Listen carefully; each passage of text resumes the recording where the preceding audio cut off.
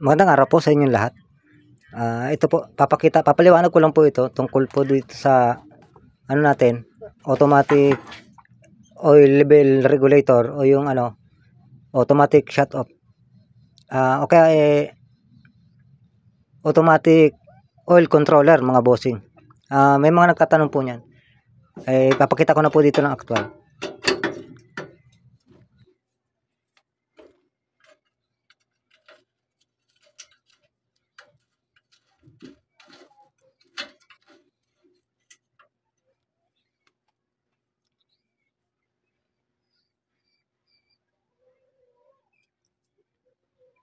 Doon po sa nagtatanong po nito.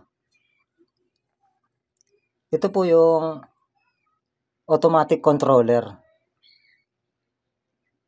Opo, automatic controller ng oil.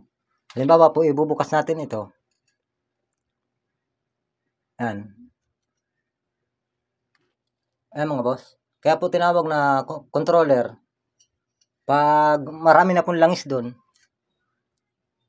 para hindi po mag-overflow, yan, para hindi po umabot doon, titigil na po sa pagpatak ito. Automatic oil controller at saka automatic shut off. Yung pong shut off, mamamatay pong tulo ng ng langis mga boss diyan. Doon po sa nagtatanong nito kung para saan po ito. Napansin nyo malaki nilagay ko. Kasi nung nakaraan, unang gawa ko, level hose. Level hose lang po na nakaganon. Sinubukan ko po na naka-open lang itong valve. Tapos maraming langis doon. Magdamag. Pagtingin ko po kinaumagahan humigop na po yung humigop na po yung langis hanggang dito na po sa taas na to. Ibig sabihin pag nag-shut off at malakas po ang pressure doon, mahihigop niya. Hindi katulad ng malaki. Ito po malaki. Hindi siya hindi niya kayang iangat yung langis kasi malaki po. Titigil talaga siya.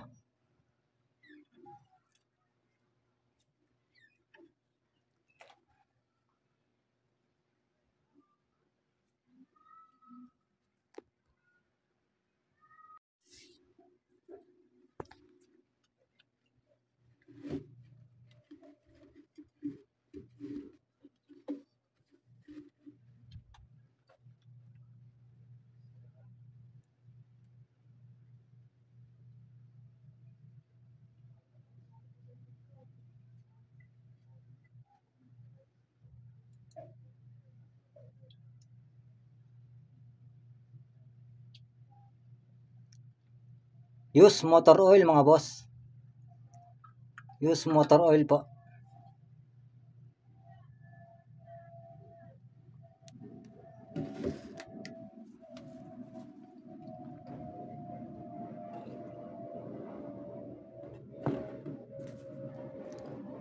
Dating gawin mga boss Chinelas. Opo, sirang chinelas lang po. Pinaka-gasket. Basta sigurado lang na lalapat po ron.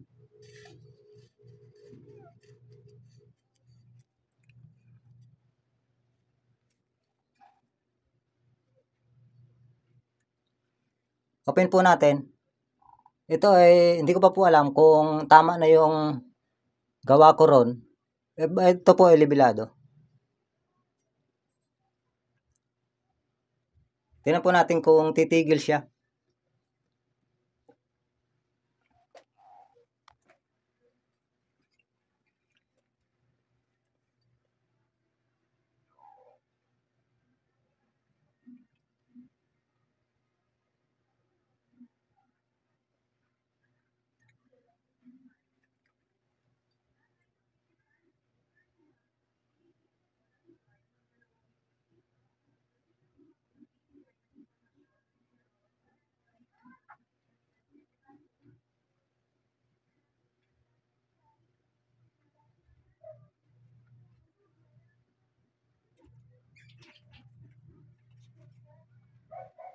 Nag-shut off na po kagad wala pa rito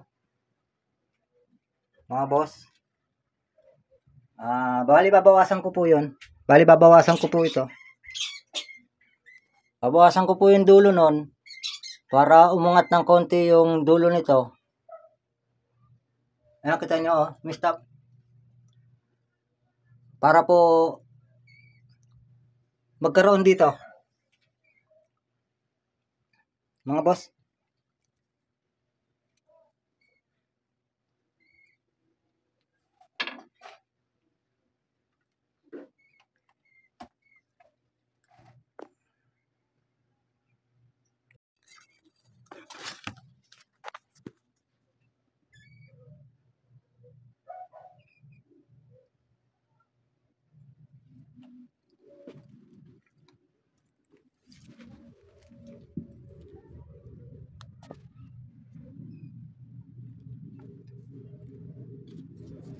Babawasan ko hanggang dito, mga boss.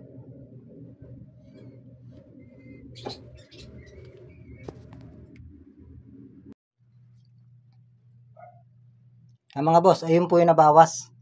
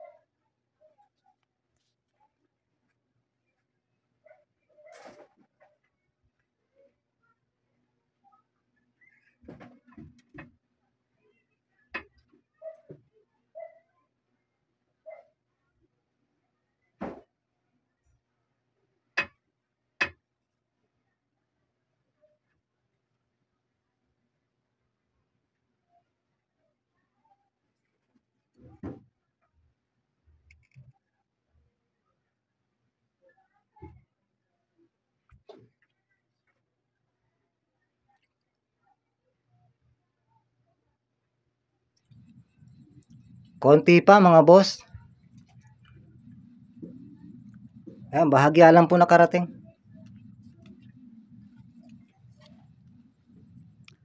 Ayan, mga boss, pinutulan ko na po ng panibago. Hindi ko na po binidyohan. Okay na po yan.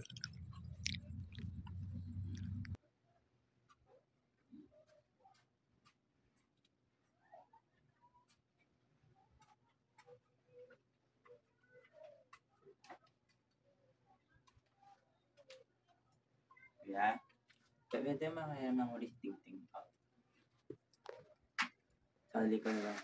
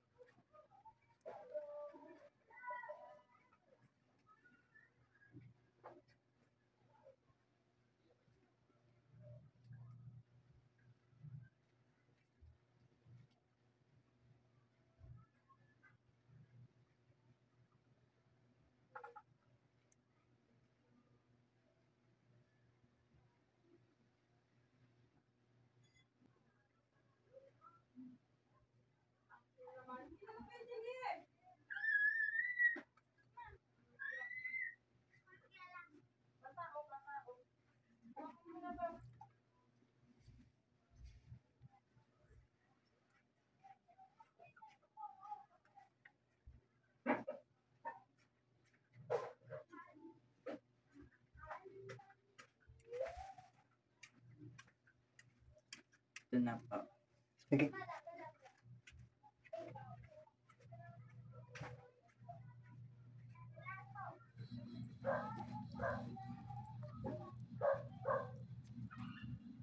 Sukatin natin, mga boss. Sonda pala, susondahin kung gaano kataas, mga bossing. Mga 1 cm, mga boss. Papatigil na eh. Ulit. Okay. 1 cm. Abantayan po natin kung maglalaro siya, mga bossing.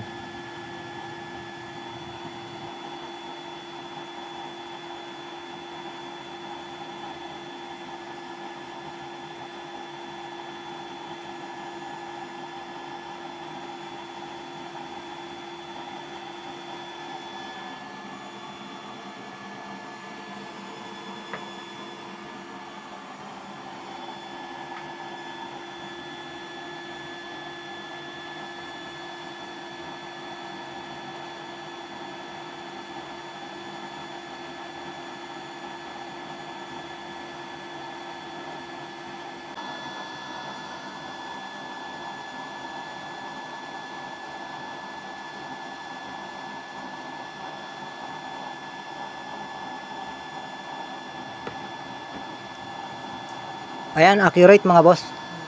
Natulo siya pag nababawasan sa loob mga bossing.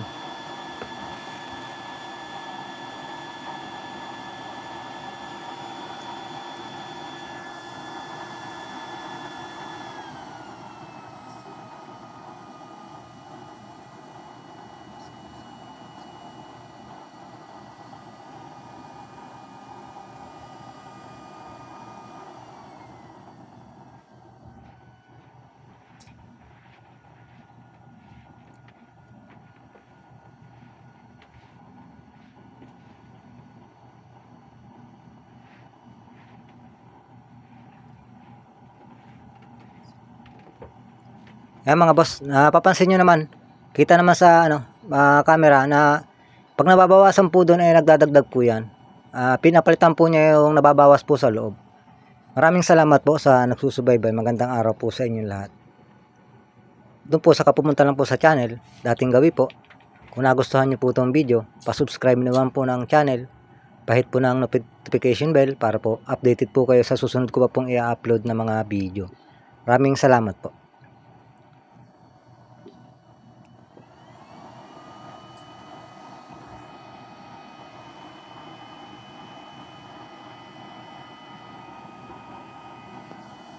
Yung nga po pala mga bossing ngayon, binawasan ko na ang butas.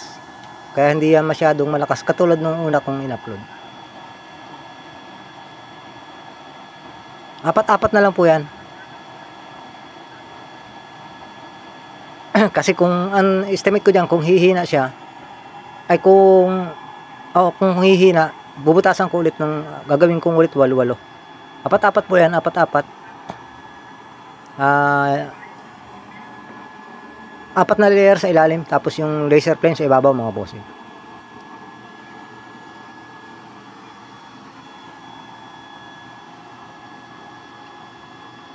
Mahaba po yan. Ipinakita ko rin po sana dyan yung paano po kung halimbawa matapos na po magluto, paano po yung matitirang langis. Mahaba po. Sa ibang araw ko na po i-upload yan.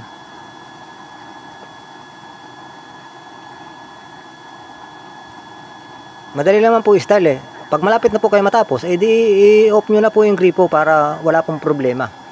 Hayaan nyo na po maubos yung langis doon.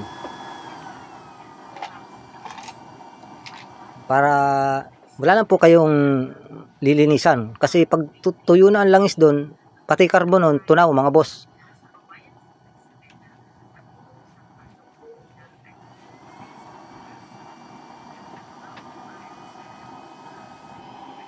Ayan po, pinatay ko na ang gripo kasi unti-unti ko na pong tutuyuin yan. Kaso nga lang mahaba na.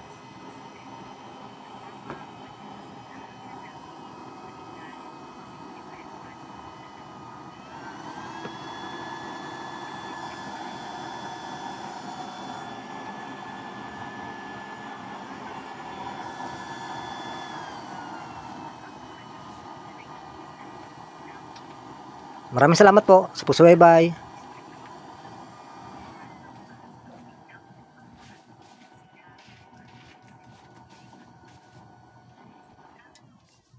Hanggang sa muli.